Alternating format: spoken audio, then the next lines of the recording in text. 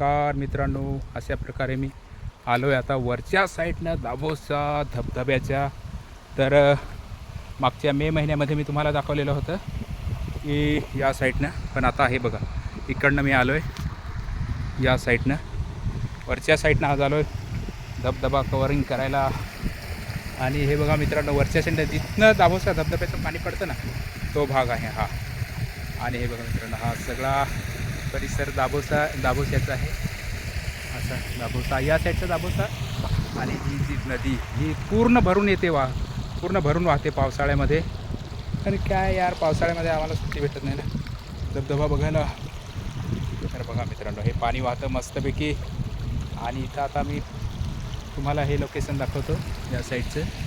तर बघा मित्रांनो, किती सुंदर असा हा आपला धबधबा आहे दाभोस्याचा.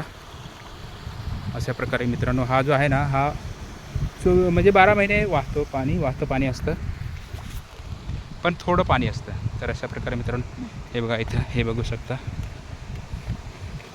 तर आलो आहे मी, जवळच आलो आहे आणि तुम्हाला दाखवतो दाभोसा धबधबा कसा पडतो वरून खाली. फुल एक्साइटमेंट. Yes sir.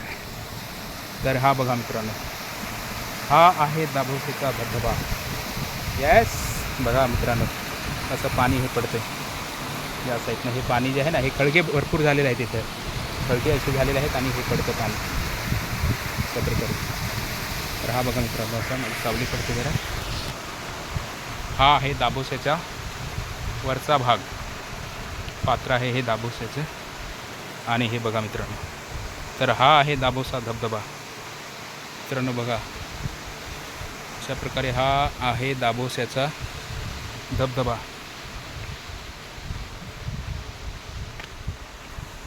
बघा मित्रांनो, सनलाईट जरा येते ना. हे बघा मित्रांनो, हा आहे असा दाभोसाचा धबधबा. आता पाणी जे आहे ना या साईडने नाही दिसत, त्या साईडने दिसेल. तर मी तिकडनं पण व्हिडिओ काढेन त्या अँगलचा पण. तर अशा प्रकारे मित्रांनो हा आहे